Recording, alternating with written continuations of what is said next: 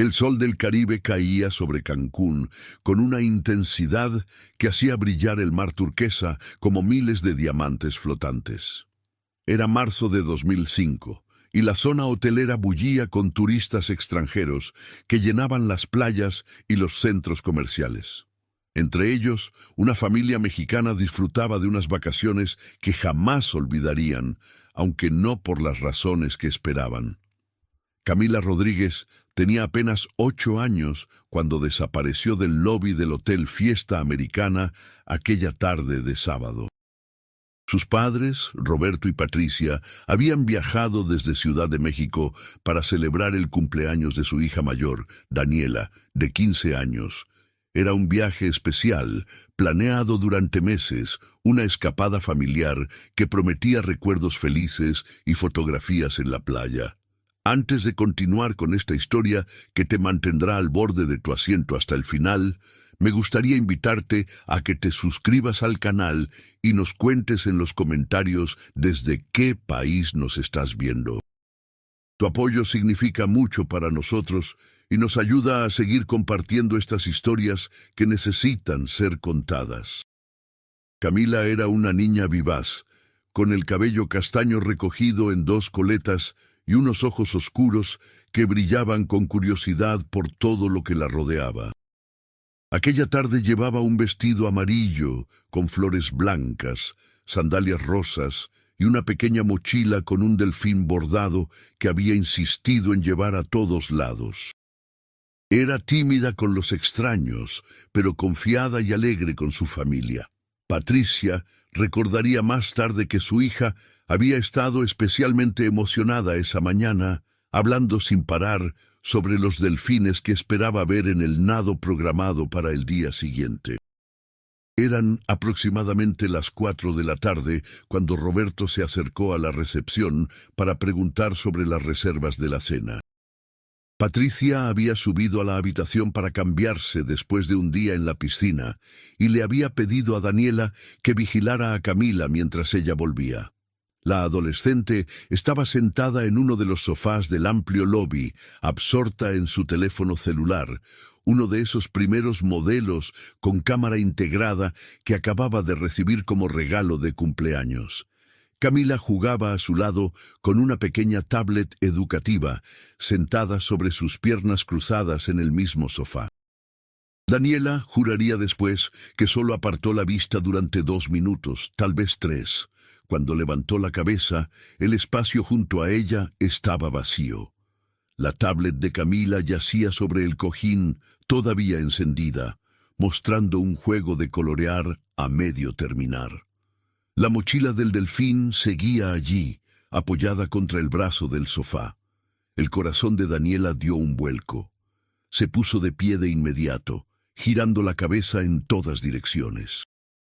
El lobby estaba lleno de gente, familias arrastrando maletas, turistas consultando mapas, empleados del hotel moviéndose con eficiencia entre los huéspedes, pero ninguna niña con vestido amarillo. «Camila», llamó Daniela, su voz todavía calmada pero con un toque de urgencia. Caminó hacia la recepción pensando que quizás su hermana había ido a buscar a su padre. «¿Camila?» Roberto la vio acercarse y su expresión cambió al instante al notar la preocupación en el rostro de su hija mayor. «¿Dónde está tu hermana?», preguntó, dejando de lado el folleto que el recepcionista le había entregado.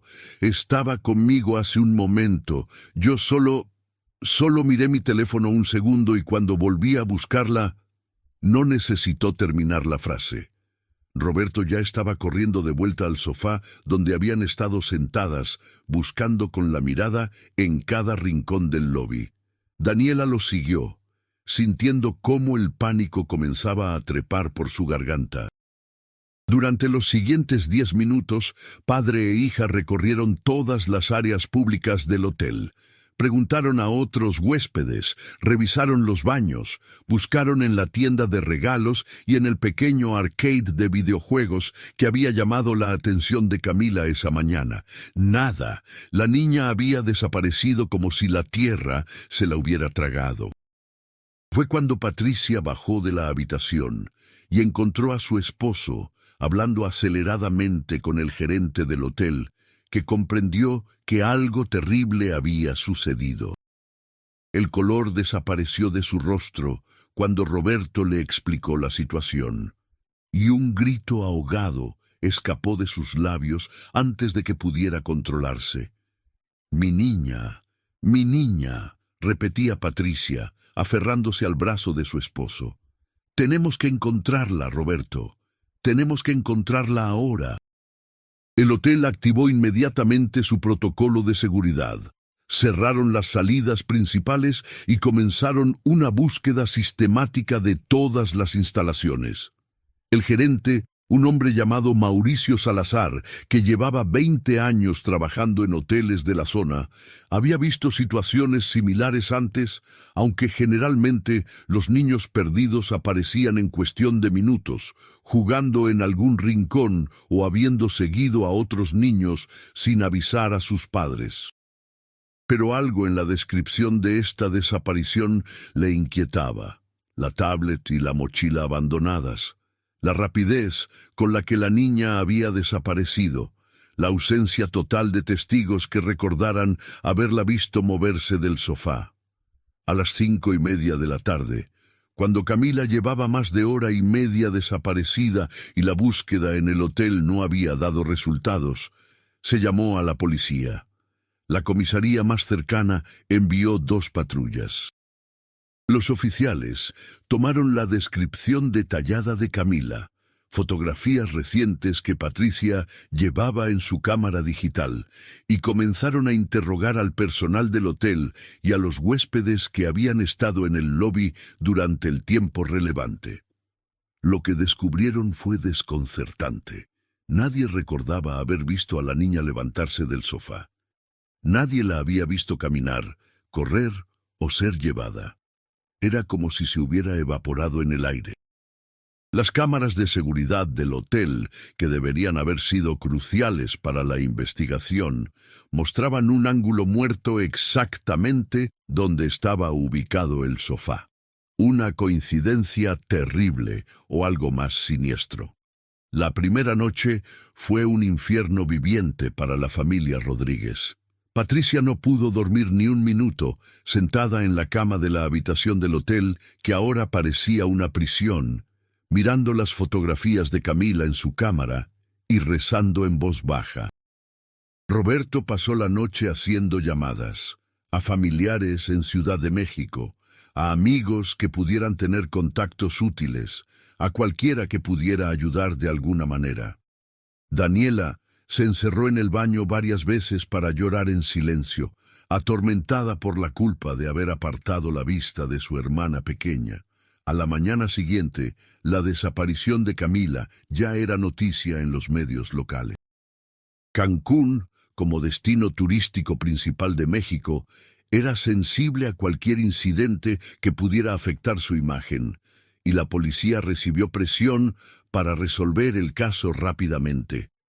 Se organizó una búsqueda más amplia que incluyó no solo el hotel y sus alrededores, sino también las playas cercanas, los centros comerciales y otros hoteles de la zona hotelera. Carteles con el rostro sonriente de Camila comenzaron a aparecer por toda la ciudad. Se busca Camila Rodríguez, 8 años, desaparecida el 12 de marzo en Cancún, vestido amarillo con flores blancas, cabello castaño, ojos café. Si tiene información, contacte a... Los números de teléfono de la policía y de Roberto aparecían en letras grandes debajo de la fotografía. Los días se convirtieron en semanas y las semanas en meses. La familia Rodríguez no regresó a Ciudad de México. No podían. ¿Cómo podían volver a casa sin Camila? Roberto utilizó todos sus ahorros para extender su estancia en Cancún, y cuando se acabó el dinero, consiguió trabajo temporal en una agencia de viajes local. Patricia se unió a grupos de búsqueda de personas desaparecidas, aprendiendo rápidamente el lenguaje doloroso de ese mundo. Fichas de búsqueda, alertas Amber, redes de apoyo. Daniela tuvo que regresar a Ciudad de México para terminar su año escolar, viviendo con sus abuelos, pero cada fin de semana tomaba el autobús de vuelta a Cancún para estar con sus padres y continuar buscando a su hermana. La investigación policial exploró múltiples líneas. La teoría inicial fue un secuestro oportunista. Alguien que había visto a la niña sola en el lobby y aprovechó el momento de distracción. Cancún, pese a su imagen turística, tenía su lado oscuro, con redes de trata de personas que ocasionalmente operaban en la zona. Los investigadores revisaron casos similares, interrogaron a sospechosos conocidos, monitorearon las comunicaciones en busca de alguna demanda de rescate que nunca llegó. Otra teoría era que Camila hubiera salido del hotel por su propia cuenta, quizás confundida o siguiendo a alguien que le pareció familiar. Pero una niña de 8 años sola en las calles de Cancún no pasaría desapercibida por mucho tiempo, especialmente con todos los carteles y la cobertura mediática. Y sin embargo, no hubo avistamientos confirmados. Nadie que trabajara en comercios cercanos, conductores de taxis, otros turistas, nadie recordaba haber visto a una niña con vestido amarillo ese día. Una tercera teoría, la más dolorosa para la familia, era que Camila hubiera sido víctima de un accidente y su cuerpo estuviera en algún lugar que aún no había sido descubierto. Buceadores revisaron las aguas cercanas al hotel. Se peinaron áreas de vegetación densa. Se inspeccionaron obras de construcción abandonadas. Nada. El detective Héctor Olvera era el investigador principal asignado al caso. Un hombre de 52 años, con 30 años de servicio en la policía, Olvera había trabajado en todo tipo de casos, desde robos menores hasta homicidios complejos. Pero los casos de niños desaparecidos eran los que más le afectaban, los que se llevaba a casa en su mente y no lo dejaban dormir. Había algo en la desaparición de Camila que no encajaba, una pieza del rompecabezas que faltaba y que él no lograba identificar. Olvera pasó incontables horas revisando las grabaciones de las cámaras de seguridad, no solo del hotel, sino de negocios cercanos. Entrevistó personalmente a cada empleado del hotel que estaba trabajando ese día y a muchos huéspedes. Creó líneas de tiempo detalladas, mapas de movimiento, perfiles psicológicos, pero cuanto más investigaba, más misterioso se volvía el caso. Es como si alguien supiera exactamente dónde estaban las cámaras, le confió Olvera a su compañera, la oficial Laura Mendoza, una tarde mientras revisaban evidencia en la oficina. Es como si hubieran planeado esto, esperando el momento exacto. ¿Crees que alguien del hotel estuvo involucrado?, preguntó Mendoza. No lo sé. Hemos investigado a todos. Antecedentes limpios, la mayoría lleva años trabajando ahí. Pero tiene que haber algo que estamos pasando por alto. Para la familia Rodríguez, cada día sin noticias era una agonía renovada. Patricia desarrolló una rutina obsesiva. Cada mañana visitaba la comisaría para preguntar si había novedades. Luego recorría las calles de Cancún, mostrando la fotografía de Camila a cualquiera que quisiera mirarla. Y por las tardes se sentaba en el lobby del mismo hotel donde su hija había desaparecido, como si su simple presencia pudiera traerla de vuelta. El personal del hotel, conmovido por su dolor, nunca la echó, incluso cuando ya no eran huéspedes. Roberto intentó mantener la cordura trabajando, pero su mente estaba siempre en otro lugar. Cada niña que veía en la calle lo hacía girar la cabeza con esperanza. Cada teléfono que sonaba aceleraba su corazón. La culpa era un peso constante. ¿Por qué había ido a la recepción? ¿Por qué no se había quedado con sus hijas? Daniela cargaba su propia cruz de culpabilidad. Los 2 minutos que apartó la vista se habían convertido en una condena perpetua.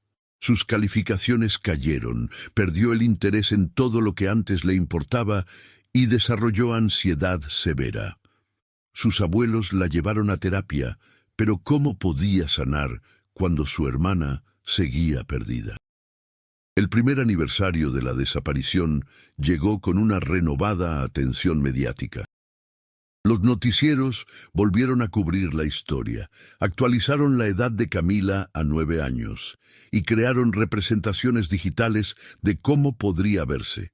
La familia organizó una vigilia en el Parque Las Palapas del centro de Cancún, donde decenas de personas se unieron con velas encendidas, rezando por el regreso de Camila y por todas las personas desaparecidas en México. «No vamos a parar de buscarla», declaró Patricia a las cámaras, su voz quebrada pero firme. «Mientras haya una posibilidad de que mi hija esté viva en algún lugar, no vamos a descansar. A quien tenga información, a quien sepa algo, por favor, ayúdenos. Solo queremos traer a nuestra niña a casa». Pero el tiempo, implacable, siguió avanzando. 2 años, 3 años, 5 años. La familia Rodríguez eventualmente tuvo que adaptarse a una nueva realidad, una vida definida por una ausencia permanente. Roberto y Patricia finalmente regresaron a Ciudad de México, cuando ya no pudieron sostener económicamente su estancia en Cancún, pero viajaban de vuelta cada mes, religiosamente, para continuar la búsqueda. Daniela se graduó de la preparatoria, pero decidió no ir a la universidad de inmediato. En su lugar, se dedicó tiempo completo a trabajar en organizaciones de personas desaparecidas, convirtiendo su dolor en propósito. El detective Olvera nunca cerró oficialmente el caso, aunque con el paso de los años, otros casos demandaron su atención. La carpeta de Camila Rodríguez permanecía en su escritorio, uno de esos casos que todo investigador tiene, el que te persigue, el que representa tu fracaso más doloroso. Ocasionalmente recibía pistas nuevas, supuestos avistamientos que siempre resultaban ser otras niñas, llamadas anónimas que no conducían a nada, teorías descabelladas de personas que querían ayudar, pero solo agregaban ruido a la investigación. En el 10º aniversario de la desaparición hubo otra vigilia, esta vez más pequeña.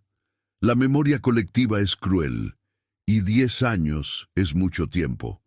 Nuevos casos, nuevas tragedias habían ocupado los titulares. Pero para la familia Rodríguez, el dolor era tan fresco como el primer día. Camila tendría ahora 18 años. Los expertos en forencia habían actualizado su imagen progresada, mostrando cómo podría verse como una adolescente, más alta, con rasgos faciales más definidos, pero manteniendo esos ojos oscuros que alguna vez brillaron con inocencia infantil. Patricia guardaba esta imagen en su cartera, junto con las fotografías de la niña de 8 años que había perdido. 2 versiones de su hija, una que conoció y otra que solo podía imaginar. Para entonces, la familia había hecho las paces con la posibilidad de que nunca encontrarían respuestas. No habían perdido la esperanza, eso nunca, pero habían aprendido a vivir con la incertidumbre, con el dolor que nunca termina de sanar, pero que se vuelve manejable con el tiempo.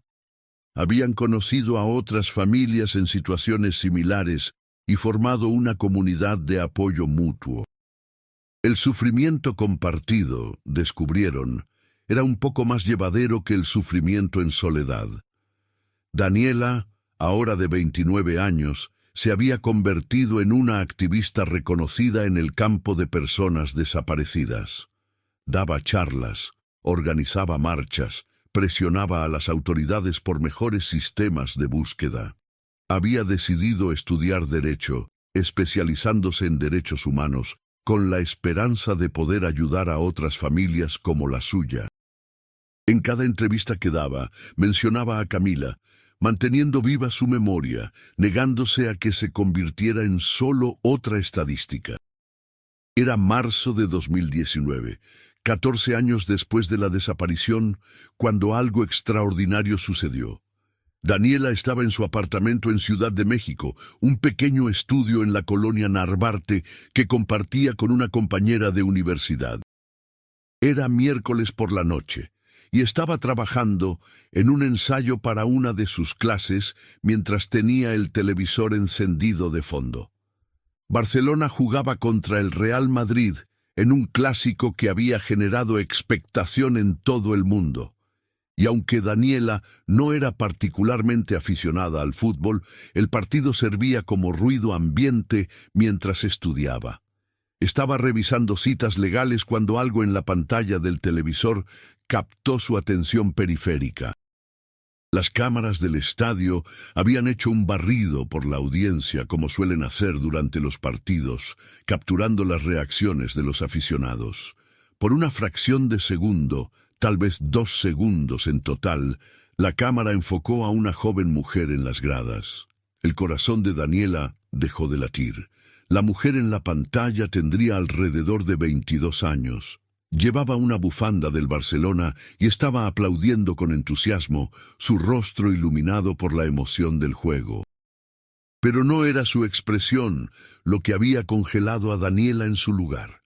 Era su rostro, los ojos oscuros, la forma de su nariz, la sonrisa. Era como ver un fantasma, una versión mayor de las imágenes progresadas que habían creado de Camila.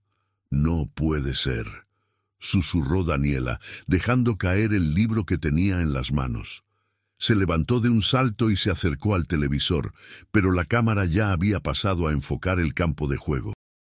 «No, vuelve». Con manos temblorosas, sacó su teléfono y comenzó a buscar frenéticamente el partido en streaming, rebobinando hasta encontrar ese momento específico. Lo vio una vez, 2 veces, 3 veces. Tomó capturas de pantalla, amplió la imagen tanto como pudo, sin que se pixelara completamente. Su compañera de apartamento salió de su habitación al escuchar la conmoción. «¿Qué pasa? ¿Estás bien?», preguntó. «Es ella», dijo Daniela, su voz quebrada. «Es Camila. Acabo de ver a mi hermana en la televisión». La noticia explotó como una bomba en la familia Rodríguez. Daniela llamó a sus padres inmediatamente, enviándoles las capturas de pantalla. Patricia lloró al ver las imágenes, un sollozo profundo que había contenido durante 14 años. Roberto, siempre el más pragmático, intentó mantener la calma, pero su voz temblaba cuando habló. «Tenemos que estar seguros», dijo. «Necesitamos confirmación. Necesitamos saber si realmente es ella». Contactaron inmediatamente al detective Olvera, quien, aunque estaba a punto de jubilarse, nunca se había olvidado del caso Rodríguez. Cuando vio las imágenes, sintió una mezcla de incredulidad y esperanza cautelosa. En su experiencia, las coincidencias de parecidos eran más comunes de lo que la gente pensaba, y no quería darle falsas esperanzas a la familia. Pero había algo en esos ojos, en la estructura facial. Valía la pena investigar. «Voy a poner esto en marcha», les dijo Olvera. «Voy a contactar a mis colegas en España. Vamos a intentar identificar a esta mujer. Pero por favor, ténganme paciencia. Esto puede tomar tiempo y no quiero que se hagan ilusiones hasta que tengamos confirmación». El proceso fue angustiantemente lento. Primero tuvieron que identificar exactamente en qué sección del estadio Camp Nou estaba sentada la mujer. Luego, trabajando con la policía española y el FC Barcelona, intentaron rastrear los boletos vendidos para esa sección. El problema era que muchos boletos habían sido comprados a través de revendedores o como parte de paquetes turísticos, lo que dificultaba rastrear a compradores individuales. Mientras tanto, las capturas de pantalla comenzaron a circular en redes sociales. Daniela había publicado las imágenes en grupos de Facebook dedicados a personas desaparecidas, pidiendo ayuda para identificar a la mujer. La historia se volvió viral rápidamente. Niña desaparecida hace 14 años podría haber sido vista en partido del Barcelona. Los medios de comunicación recogieron la historia y pronto estaba en todos los noticieros. La exposición mediática fue un arma de doble filo. Por un lado, significaba que miles de ojos estaban buscando a la mujer misteriosa, aumentando las posibilidades de identificarla. Por otro lado, atrajo a una multitud de personas que aseguraban conocerla, haber visto a alguien similar, o que incluso ellas mismas eran la mujer en cuestión, buscando atención o dinero de recompensa. El ruido era abrumador. Patricia y Roberto viajaron a España, gastando dinero que realmente no tenían, porque no podían quedarse en México sin hacer nada mientras existía la más mínima posibilidad de que su hija estuviera allá. Llegaron a Barcelona con las pocas pistas que tenían y una determinación férrea. Presentaron el caso a las autoridades españolas personalmente, mostraron fotografías de Camila, explicaron toda la historia. «Entiendo su situación», les dijo el comisario Miguel Ángel Torres, de la Mossos d'Esquadra, «y haremos todo lo posible por ayudarles. Pero deben comprender que esta es una ciudad de millones de personas, y aunque tengamos una imagen de video, no podemos simplemente encontrar a alguien basándonos solo en eso. Necesitamos más información para proceder legalmente». Los Rodríguez se alojaron en un hotel barato cerca de las Ramblas y pasaron sus días caminando por Barcelona, mostrando las capturas de pantalla a cualquiera que quisiera mirar. Visitaron universidades, preguntando si alguien reconocía a la mujer. Fueron a bares y cafés frecuentados por jóvenes, siempre con el teléfono en mano, mostrando la imagen. La mayoría de la gente era amable, pero no podía ayudar. Algunos pensaban que estaban locos, otros se compadecían pero no tenían información útil. Daniela, desde México, trabajaba en un frente diferente. Había contratado a un experto en análisis de imágenes forenses, un profesional que comparó las capturas de pantalla del partido con las fotografías progresadas de Camila y las fotos de cuando era niña. El análisis tomó semanas, examinando proporciones faciales, distancias entre rasgos, patrones únicos en la estructura ósea que permanecen constantes a medida que una persona crece. Los resultados llegaron un martes por la tarde. Daniela estaba en clase cuando recibió el email, pero salió inmediatamente al pasillo para leerlo. El experto concluía que, basándose en el análisis forense, existía una alta probabilidad de que la mujer en el video fuera la misma persona que Camila Rodríguez en las fotografías de la infancia. No era una certeza absoluta. Las imágenes eran de calidad limitada, pero era mucho más que una simple coincidencia de parecido. Daniela llamó a sus padres inmediatamente. Patricia estaba en medio de mostrar la foto a un grupo de estudiantes en la Universidad de Barcelona cuando su teléfono sonó. Al escuchar las noticias, se le aflojaron las piernas y tuvo que sentarse en un banco cercano, aferrándose al brazo de Roberto para no caerse. «Entonces, sí es ella», susurró Patricia. «Nuestra niña está viva. Está aquí, en algún lugar de esta ciudad». Armados con esta nueva información, las autoridades españolas pudieron justificar una búsqueda más activa. Ampliaron la imagen de la mujer tanto como fue tecnológicamente posible y comenzaron a distribuirla entre agencias policiales, hospitales, centros educativos. Hicieron un llamado público, pidiendo a cualquier persona que reconociera a la mujer que se pusiera en contacto con ellos. Pasaron 3 semanas más de agonía, 3 semanas en las que los Rodríguez apenas dormían, comían lo mínimo y dedicaban cada momento consciente a la búsqueda. El dinero se les estaba acabando. Pronto tendrían que regresar a México, una perspectiva que Patricia no podía soportar. No puedo irme, le decía a Roberto cada noche. No cuando sé que está aquí. ¿Y si la encuentran justo después de que nos vayamos? Fue un llamado anónimo, el que finalmente cambió todo. Alguien que había visto la imagen distribuida por la policía reconoció a la mujer. Era una vecina del barrio de Gracia, una zona bohemia de Barcelona llena de calles estrechas y plazas encantadoras. La persona que llamó no conocía el nombre de la mujer, pero había visto a alguien muy similar trabajando en una pequeña librería cerca de la Plaza del Sol. La policía verificó la información antes de contactar a los Rodríguez. Enviaron a oficiales de civil a la librería y efectivamente allí estaba, una joven de 22 años que trabajaba organizando libros en los estantes. Se parecía extraordinariamente a las capturas de pantalla del partido. Cuando le mostraron discretamente las imágenes a los propietarios de la librería, confirmaron que sí, esa era su empleada.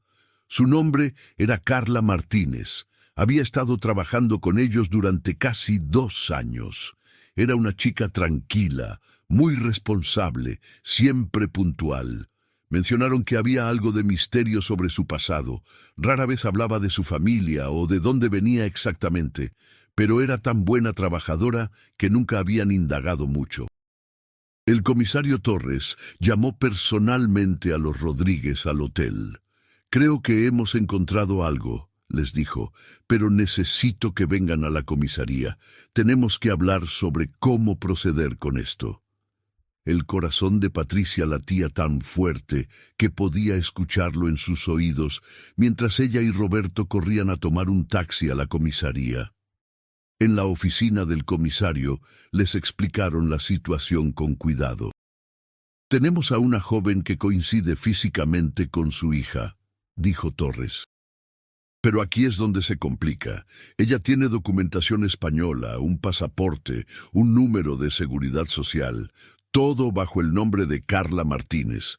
O esta mujer no es su hija y todo es una coincidencia extraordinaria, o alguien le ha creado una identidad completamente nueva». «¿Cuándo podemos verla?», preguntó Roberto. «¿Cuándo podemos hablar con ella?»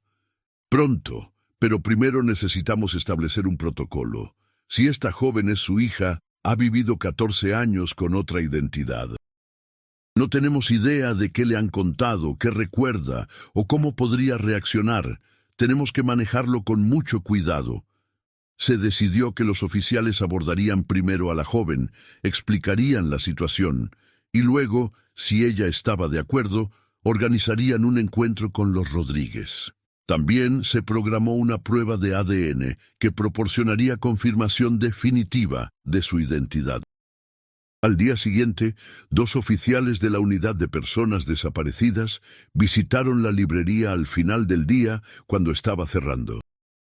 Carla Martínez estaba limpiando el mostrador cuando ellos entraron, mostrando sus identificaciones. «¿Carla Martínez?», preguntó la oficial Beatriz Campos. «Sí. ¿En qué puedo ayudarles?», respondió la joven, su español fluido, pero con un acento que la oficial notó era ligeramente diferente, como si hubiera aprendido el idioma más tarde en la vida. «Necesitamos hablar contigo sobre un asunto importante. ¿Hay algún lugar donde podamos hablar en privado?» El color se fue del rostro de Carla. «¿He hecho algo malo?» «No, no estás en problemas. Pero por favor, necesitamos hablar». Se sentaron en la pequeña oficina trasera de la librería. Los propietarios, preocupados, preguntaron si necesitaban quedarse, pero los oficiales les aseguraron que no había problema y que Carla no estaba siendo acusada de nada.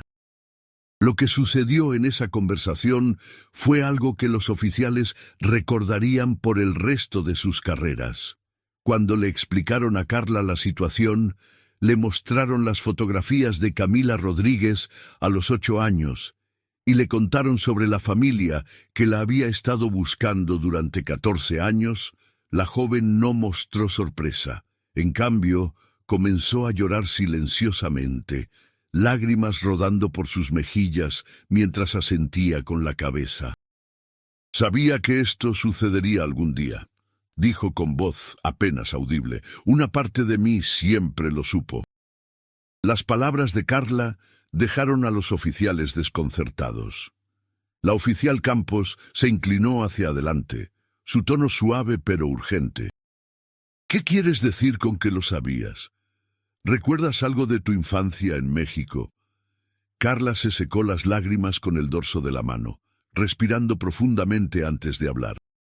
Recuerdo fragmentos, imágenes, una playa, un hotel grande, una mujer con cabello oscuro que me abrazaba y me llamaba mi amor, y recuerdo un vestido amarillo que me encantaba usar. Su voz se quebró al decir esto último.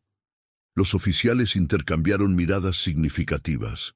Esos detalles no habían sido publicados en las noticias recientes, solo en los reportes policiales originales de hace 14 años. ¿Qué más recuerdas?, preguntó el oficial Juan Ramírez, sacando una libreta para tomar notas. No mucho. Tenía 8 años cuando todo cambió. Me despierto en un coche, viajando por la noche. Había una mujer, no la que recuerdo del hotel, sino otra. Me decía que me llamaba Carla, que éramos una familia, que habíamos tenido que irnos de México por problemas. Yo estaba confundida, asustada, lloraba y pedía por mi mamá, pero ella me decía que ella era mi mamá ahora. Carla hizo una pausa, sus manos temblando. Con el tiempo, los recuerdos de antes se fueron haciendo más borrosos. Como un sueño que intentas recordar pero se te escapa. Esta mujer, Teresa la llamaba ella, me repetía una y otra vez quién se suponía que era yo, dónde habíamos vivido, historias de una infancia que nunca tuve. Y siendo tan joven, eventualmente empecé a creerle. O al menos dejé de cuestionar. ¿Dónde está esa mujer ahora? ¿Teresa?, preguntó Campos. Murió hace 3 años. Cáncer. Carla miró hacia la ventana de la oficina, donde el sol de la tarde proyectaba sombras largas. Fue cuando ella murió que empecé a tener más recuerdos, como si su ausencia hubiera liberado algo en mi mente. Empecé a soñar con ese hotel, con esas personas que sentía que debía conocer. Busqué en internet, leí sobre niños desaparecidos en México, pero había tantos casos, cientos de ellos, y yo no estaba segura de qué buscar exactamente. Ni siquiera sabía si mis recuerdos eran reales o si los había inventado. La oficial Campos sintió un nudo en la garganta. Carla, hay una pareja aquí en Barcelona, Patricia y Roberto Rodríguez. Han viajado desde México porque creen que tú podrías ser su hija, Camila. ¿Estarías dispuesta a hacerte una prueba de ADN? Carla cerró los ojos por un largo momento. Cuando los abrió, había determinación en ellos. Sí, necesito saber la verdad. He pasado 14 años sin saber realmente quién soy, si ellos son mi familia. No pudo terminar la frase, pero asintió firmemente. La prueba de ADN se realizó esa misma noche en un laboratorio forense de Barcelona. Patricia insistió en estar presente, aunque no podría ver a la joven todavía. Se sentó en la sala de espera del laboratorio, retorciendo un pañuelo entre sus manos, rezando en silencio. Roberto caminaba de un lado a otro, incapaz de quedarse quieto. Daniela había tomado el primer vuelo disponible desde México y llegaría al día siguiente. Los resultados tardarían al menos 48 horas, pero el laboratorio había prometido procesarlo como prioridad dada la naturaleza del caso. Fueron las 48 horas más largas de la vida de la familia Rodríguez. Mientras esperaban, el comisario Torres y su equipo trabajaban en desentrañar cómo había llegado Camila a España.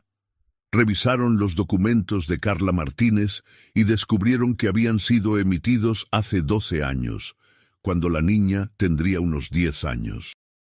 La dirección que aparecía en los registros más antiguos era de un pequeño pueblo en la provincia de Girona, a unos 100 kilómetros al norte de Barcelona. Un equipo se desplazó hasta allí y habló con antiguos vecinos que recordaban a Teresa Martínez y a su hija. Teresa había sido una mujer solitaria, trabajaba desde casa haciendo traducciones y rara vez socializaba. La niña iba a la escuela local, pero era tímida, no tenía muchos amigos. Algunos vecinos recordaban haber pensado que era extraño que nunca mencionaran al padre o a otros familiares, pero Teresa explicaba que eran solo ellas dos, que el padre había muerto y no tenían más familia. Los investigadores también descubrieron algo crucial en el apartamento donde Carla vivía actualmente en Barcelona. Entre las pocas pertenencias que quedaban de Teresa, encontraron una caja escondida en el fondo de un armario.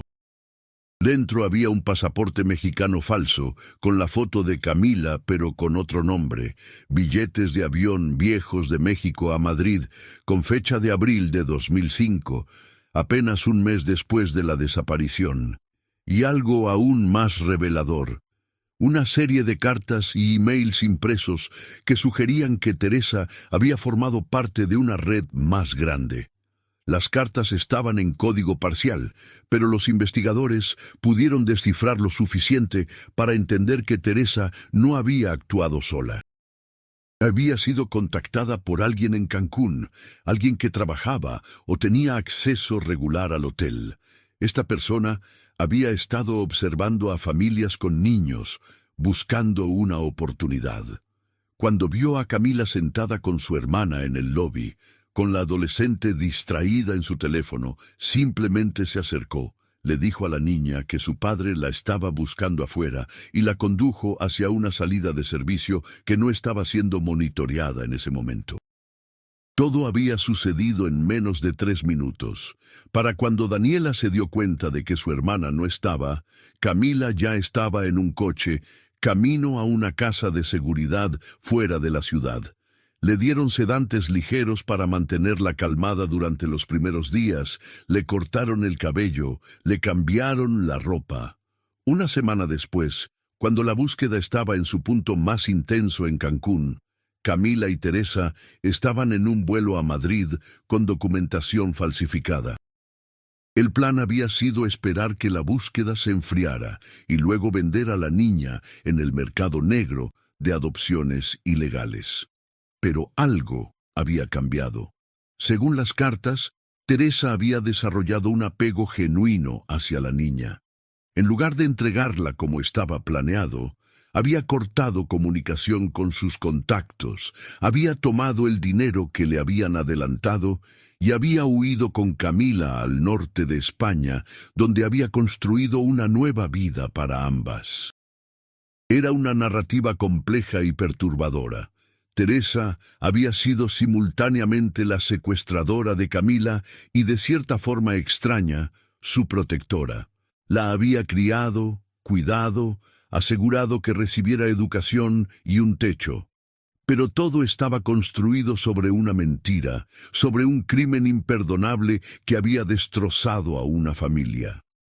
Cuando los resultados del ADN llegaron, confirmaron lo que todos ya sabían en sus corazones. Carla Martínez era, sin lugar a dudas, Camila Rodríguez. La coincidencia genética era del 99%. La niña que había desaparecido de un hotel en Cancún 14 años atrás estaba viva, viviendo una vida completamente diferente en Barcelona. El comisario Torres llamó a los Rodríguez a su oficina para darles los resultados en persona. Patricia no esperó a que terminara de hablar. Se derrumbó en los brazos de Roberto, sollozando con una mezcla de alivio, alegría y dolor acumulado de 14 años. Roberto, siempre tan controlado, también lloró, lágrimas silenciosas rodando por su rostro mientras sostenía a su esposa. «¿Cuándo podemos verla?», preguntó Roberto cuando pudo hablar. «¿Cuándo podemos ver a nuestra hija?». «Pronto», respondió Torres. «Pero antes necesito que entiendan algo. Camila, o Carla, como se conoce a sí misma ahora, ha pasado 2/3 de su vida con otra identidad. No recuerda completamente su vida con ustedes. Esto va a ser un proceso delicado de reintegración. Ella quiere conocerlos, pero está asustada. Necesitamos que sean pacientes. Patricia asintió, secándose las lágrimas. Seré lo que ella necesite que sea. Solo quiero verla, asegurarle que la amamos, que nunca dejamos de buscarla. El encuentro se organizó para el día siguiente en un espacio neutral, una sala de conferencias en las oficinas del Servicio Social de Barcelona. Habría psicólogos presentes para apoyar a ambas partes. Daniela había llegado esa mañana y estaba igual de ansiosa y nerviosa que sus padres. La noche antes del encuentro, Camila apenas durmió. Estaba en su pequeño apartamento, mirando las fotografías que los oficiales le habían dado, fotografías de ella misma cuando era niña con esta familia que no recordaba completamente. Había una en particular que no podía dejar de mirar. Ella sentada en los hombros de un hombre, Roberto, sonriendo ampliamente a la cámara con el mar de fondo. Algo en esa imagen resonaba profundamente en ella, despertando emociones que no podía nombrar. Cuando llegó la hora del encuentro, Camila estaba temblando. La oficial Campos la acompañó, sosteniéndole la mano mientras caminaban por el pasillo hacia la sala de conferencias. «Vas a estar bien», le aseguró Campos. «Tómate el tiempo que necesites, no hay prisa». Al otro lado de la puerta, Patricia, Roberto y Daniela esperaban, sus propios nervios al límite. Cuando la puerta se abrió y Camila entró, el tiempo pareció detenerse. Patricia se llevó una mano a la boca, conteniendo un sollozo. Era ella. Era su bebé. Más alta, mayor, con el rostro de una mujer joven en lugar de una niña, pero era innegablemente su hija. Los mismos ojos, la misma forma de pararse ligeramente inclinada hacia un lado, el mismo gesto inconsciente de llevarse un mechón de cabello detrás de la oreja. «Camila», susurró Patricia, sin atreverse a moverse, temerosa de asustarla. Camila miró a la mujer frente a ella, estudiando su rostro, y entonces sucedió. Un recuerdo cristalino, claro como el día. Esta mujer, más joven, cantándole una canción de cuna, su voz suave y amorosa, en una habitación con paredes azules. El recuerdo era tan vívido que Camila casi pudo oler el perfume que usaba su madre. «Mamá», dijo Camila, y aunque la palabra se sentía extraña en su lengua después de todos estos años, también se sentía correcta. Lágrimas comenzaron a rodar por sus mejillas. Lo siento mucho por olvidar». Patricia cruzó el espacio entre ellas en 2 pasos, envolviendo a su hija en un abrazo que había esperado 14 años para dar. «No tienes nada de qué disculparte, mi amor. Nada. Estás aquí ahora, estás viva, y eso es lo único que importa». Roberto se unió al abrazo, sus brazos grandes, rodeando a su esposa y su hija, su cuerpo sacudiéndose con sollozos que no podía contener. Daniela se quedó atrás por un momento, llorando pero también sonriendo, su corazón tan lleno que sentía que podría explotar. Cuando Camila extendió una mano hacia ella, Daniela se unió al abrazo familiar, las 4 personas aferrándose unas a otras como si nunca fueran a soltarse. Los psicólogos en la sala también estaban llorando, testigos de una reunión que raramente ocurre en casos de desapariciones tan antiguas. El comisario Torres, observando desde la puerta, tuvo que girarse para limpiarse discretamente los ojos. En sus 30 años de servicio, este era el final feliz que tan pocas veces llegaba. Pasaron horas en esa sala, hablando, llorando, riendo, compartiendo fotografías. Patricia le mostró a Camila imágenes de su infancia, videos en una vieja cámara que habían guardado como tesoros durante todos estos años. Camila vio a la niña que había sido corriendo en la playa, soplando velas en un pastel de cumpleaños, bailando con su padre en la sala de estar. «Recuerdo esto», dijo Camila de repente, señalando un video de ella columpiándose en un parque. Recuerdo que tenía miedo de ir muy alto, pero papá me prometió que me atraparía si caía. Roberto asintió, más lágrimas rodando por su rostro. Siempre te atrapé, mi hija, y siempre lo haré. Daniela le contó a su hermana sobre los años de búsqueda, sobre cómo nunca se habían dado por vencidos.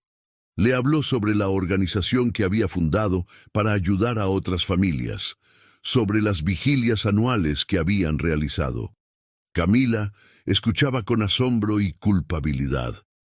«Causé tanto dolor», dijo Camila. «Si hubiera encontrado el valor de buscarlos antes, si hubiera...» «No», la interrumpió Daniela firmemente.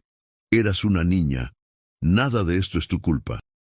La culpa es de las personas que te quitaron de nosotros, pero ahora estás aquí y vamos a recuperar el tiempo perdido». Los días siguientes fueron un torbellino de emociones y logística. Legalmente, Camila seguía siendo ciudadana mexicana. Su desaparición había sido un secuestro, no un caso de adopción legal.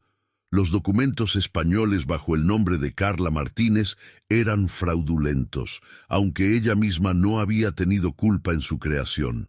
Se inició una investigación criminal completa. Los contactos de Teresa Martínez en México fueron rastreados. El detective Olvera, quien había volado a Barcelona en cuanto se confirmó que Camila había sido encontrada, trabajó con sus colegas españoles para identificar a los miembros de la red de tráfico. Varios arrestos se realizaron en los meses siguientes, desmantelando una operación que había estado activa durante años, separando a decenas de niños de sus familias.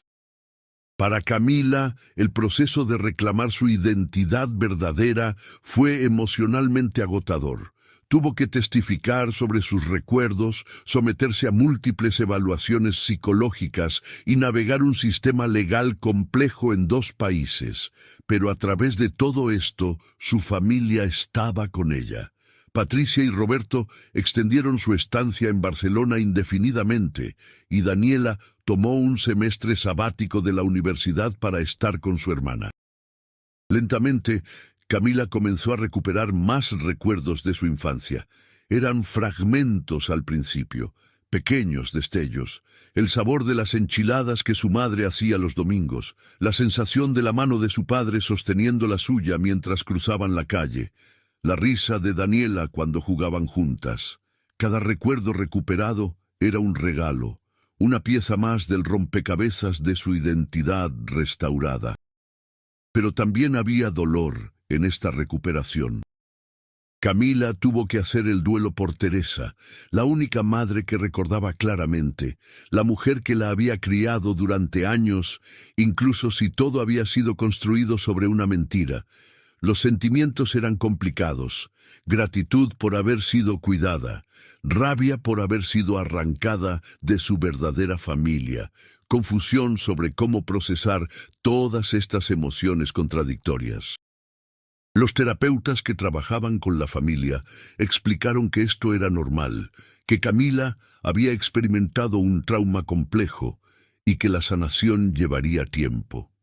No podían simplemente borrar 14 años y pretender que nunca habían sucedido.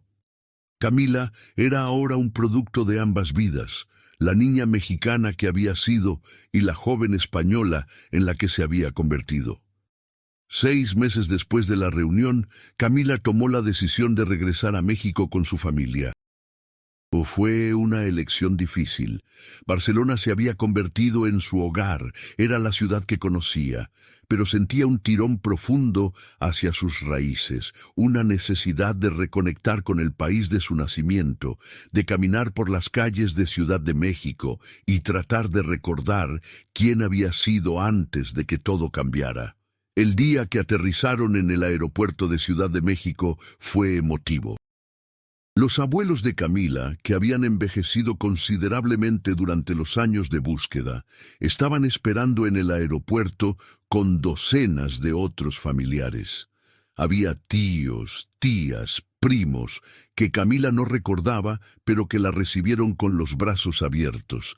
Había carteles de bienvenida, globos y más lágrimas de las que Camila había visto en toda su vida.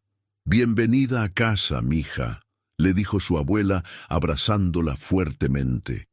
«Nunca perdimos la fe de que volverías». La readaptación a la vida en México no fue fácil. Camila tuvo que reaprender el español mexicano, que era diferente del español europeo que había hablado durante años. Tuvo que acostumbrarse a la comida, al clima, al ritmo de vida. Todo era a la vez familiar y extraño, como vivir en un recuerdo que no estaba segura de haber tenido.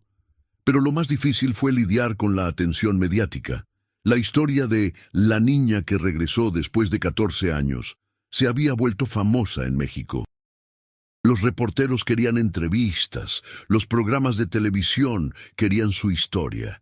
Camila se sentía expuesta, vulnerable, como si su trauma fuera entretenimiento público. Fue Daniela quien la ayudó a navegarlo. «No tienes que hablar con nadie si no quieres», le dijo. «Tu historia es tuya.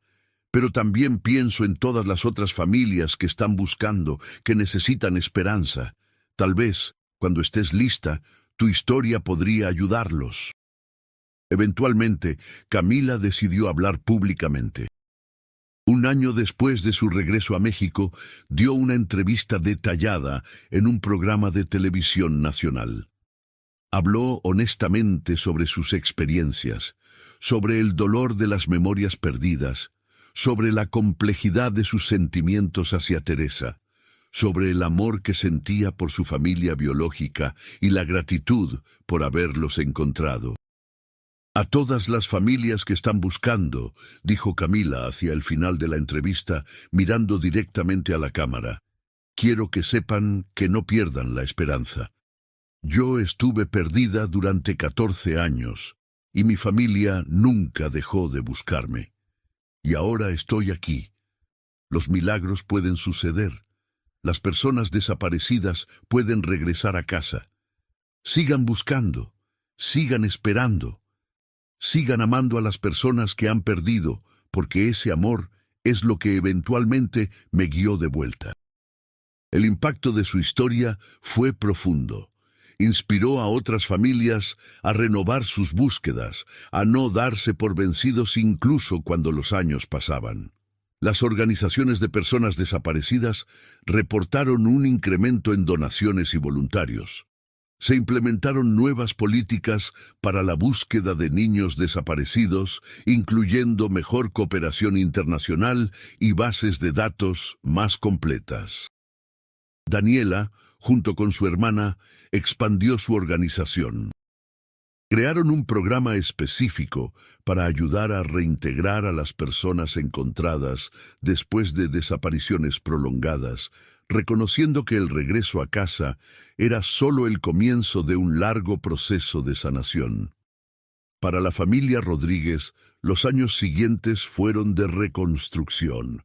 Camila decidió estudiar psicología, queriendo entender mejor su propia experiencia y eventualmente ayudar a otros que habían pasado por traumas similares. Se matriculó en la Universidad Nacional Autónoma de México, donde destacó en sus estudios. Ella y Daniela desarrollaron una relación extremadamente cercana. Las hermanas que habían sido separadas por 14 años ahora eran inseparables, compartiendo un apartamento cerca de la universidad, hablando por horas sobre sus vidas, sus sueños, sus miedos. Daniela nunca dejó de sentir culpa por ese momento en el lobby del hotel, pero Camila le aseguraba constantemente que no había sido su culpa. «Eras solo una adolescente», le decía Camila. «Y además, si nada de esto hubiera pasado, no habría vivido en Barcelona, no habría aprendido español europeo, no habría tenido las experiencias que tuve. Fueron terribles en muchos sentidos, pero también me formaron. No puedo odiar cada parte de mi pasado». Patricia volvió a trabajar como maestra de primaria, pero con una nueva perspectiva. Era más paciente, más comprensiva con los niños que venían de situaciones difíciles. Ocasionalmente daba charlas en escuelas sobre seguridad infantil y qué hacer si un niño desaparece. Su dolor se había transformado en propósito. Roberto, que había envejecido considerablemente durante los años de búsqueda, encontró nueva energía con el regreso de su hija. Volvió a su trabajo como ingeniero, pero también dedicaba tiempo a trabajar con organizaciones que ayudaban a familias de personas desaparecidas, usando sus habilidades técnicas para mejorar sistemas de alerta y búsqueda. El detective Olvera se jubiló oficialmente 2 años después de que Camila fuera encontrada. En su ceremonia de retiro, dedicó su discurso a ella, explicando que en toda su carrera el caso de Camila Rodríguez había sido el más significativo y su resolución el momento más gratificante de su vida profesional. Camila asistió a la ceremonia y le dio un abrazo largo al hombre que nunca había dejado de buscarla. 5 años después de ser encontrada, Camila regresó a Barcelona por primera vez. Fue un viaje emocional, caminando por las calles que una vez habían sido su hogar, visitando la librería donde había trabajado, la pequeña habitación donde había vivido con Teresa. Sus padres la acompañaron y juntos hicieron las paces con ese capítulo de su vida. Visitaron la tumba de Teresa Martínez. Fue idea de Camila, algo que sintió que necesitaba hacer. Colocó flores sobre la lápida, una mujer compleja que había cometido un crimen imperdonable, pero que también había mostrado bondad. «No la perdono por lo que hizo», dijo Camila en voz baja, arrodillada frente a la tumba, «pero tampoco puedo odiarla completamente. Ella me cuidó y en sus últimos años creo que realmente me amó a su manera distorsionada». Patricia, parada detrás de su hija, puso una mano en su hombro. No dijo nada, pero entendía. El perdón y la sanación eran procesos complejos, no lineales, llenos de contradicciones. Camila tenía derecho a todos sus sentimientos, incluso a los que no tenían sentido lógico. También fueron al Camp Nou, el estadio donde todo había comenzado a cambiar. Se sentaron en las gradas, imaginando ese momento fortuito cuando una cámara había capturado el rostro de Camila entre miles de espectadores. Ese momento de suerte increíble que había desencadenado su reunión. «¿Sabes lo que es irónico?», dijo Camila, mirando el campo verde abajo. «Yo ni siquiera era fan del fútbol. Una amiga de la librería me había invitado al partido. Insistió tanto que finalmente accedí. Si hubiera dicho que no ese día, pero dijiste que sí», interrumpió Roberto. «Y alguien te vio, y eso nos llevó hasta ti. Creo que estaba destinado a suceder, mija. De una forma u otra íbamos a encontrarte». Camila se graduó de la universidad con honores, especializándose en trauma infantil y psicología forense. Su tesis sobre la reintegración de víctimas de secuestro a largo plazo fue publicada en varias revistas académicas y se convirtió en material de referencia para profesionales que trabajaban en casos similares. Comenzó a trabajar en una clínica especializada en trauma, ayudando a niños y adultos jóvenes que habían experimentado situaciones similares a la suya. Sus pacientes se conectaban con ella de una manera especial, sabiendo que ella realmente entendía por lo que estaban pasando. Daniela se convirtió en abogada de derechos humanos, especializándose en casos de personas desaparecidas. Trabajó en reformas legislativas para mejorar los protocolos de búsqueda en México, y su organización ayudó a encontrar a docenas de personas desaparecidas, inspirada por la historia de su hermana. En el 20º aniversario de la desaparición original de Camila, ahora una mujer de 28 años, la familia organizó un evento especial. No era una vigilia de luto, sino una celebración de supervivencia, resiliencia y reencuentro. Invitaron a todas las personas que habían sido parte de su historia. El detective Olvera, la oficial Campos de Barcelona, el comisario Torres, familias de otras personas desaparecidas que habían sido encontradas y familias que todavía buscaban. Camila dio un discurso que dejó a todos en lágrimas. Mi historia, dijo, es de pérdida y dolor, sí, pero también es de amor inquebrantable, de una familia que se negó a olvidar, de extraños que se convirtieron en aliados, de esperanza que se negó a morir. Fui arrancada de mi familia cuando tenía 8 años y perdí 14 años de vida con ellos. Esos años nunca los recuperaré, pero he ganado algo precioso, la comprensión profunda de lo valiosa que es la familia, de lo importante que es nunca rendirse y de la increíble fuerza del espíritu humano. Miró a sus padres, sentados en la primera fila, Patricia con lágrimas rodando por su rostro y Roberto sosteniendo su mano. Mamá, papá, gracias por nunca dejar de buscarme. Gracias por amar a una niña que no recordaba completamente quién era.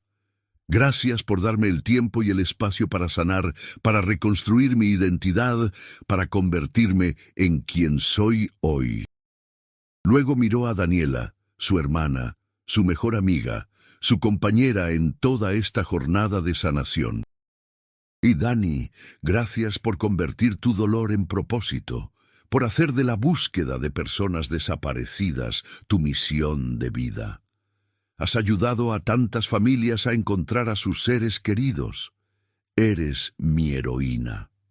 Finalmente, se dirigió a la audiencia en general. A las familias que todavía están buscando, no pierdan la esperanza. Sé que es difícil, sé que el tiempo pasa y las posibilidades parecen disminuir. Pero sigan buscando, sigan amando, sigan esperando. Porque yo estoy aquí hoy como prueba de que los finales felices pueden suceder, incluso después de 14 años, incluso cuando todo parece perdido. Las personas desaparecidas pueden volver a casa. La historia de Camila Rodríguez se convirtió en un símbolo de esperanza en México y más allá. Su caso fue estudiado en academias de policía, discutido en conferencias internacionales sobre personas desaparecidas y compartido en redes sociales miles de veces.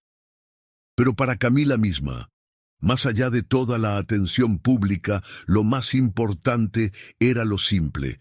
Cenas dominicales con su familia, risas con su hermana, abrazos de su madre, largas conversaciones con su padre. Años después, cuando Camila tuvo su propia hija, una niña hermosa, con los mismos ojos oscuros que habían caracterizado a la familia Rodríguez por generaciones, le dio un nombre significativo: Esperanza. No el nombre que ella había evitado por ser demasiado común en historias de superación, sino porque realmente representaba lo que había sostenido a su familia durante los años oscuros. Esperanza, le explicaría Camila a su hija cuando fuera lo suficientemente mayor para entender, porque la esperanza fue lo que mantuvo viva a tu abuela cuando yo estaba perdida. La esperanza fue lo que me guió de vuelta a casa. Y la esperanza es lo que vamos a compartir con otras familias que están buscando a sus seres queridos. Patricia, sosteniendo a su nieta por primera vez, lloró lágrimas de pura alegría. El círculo se había completado. La niña que había perdido había regresado, había sanado, había prosperado, y ahora estaba creando su propia familia. La pesadilla que había comenzado en un lobby de hotel en Cancún en 2005 finalmente había terminado con un final que nadie se había atrevido a soñar. La familia Rodríguez aprendió que el tiempo perdido nunca puede ser recuperado completamente, pero que el tiempo ganado después del reencuentro es precioso más allá de toda medida.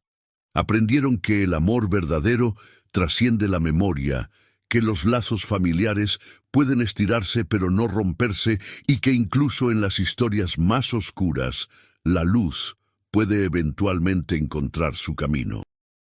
Y en algún lugar, Entre los recuerdos recuperados y los años vividos, entre el dolor del pasado y la alegría del presente, Camila Rodríguez encontró su paz. No era una paz perfecta, todavía había días difíciles, momentos en que el trauma resurgía.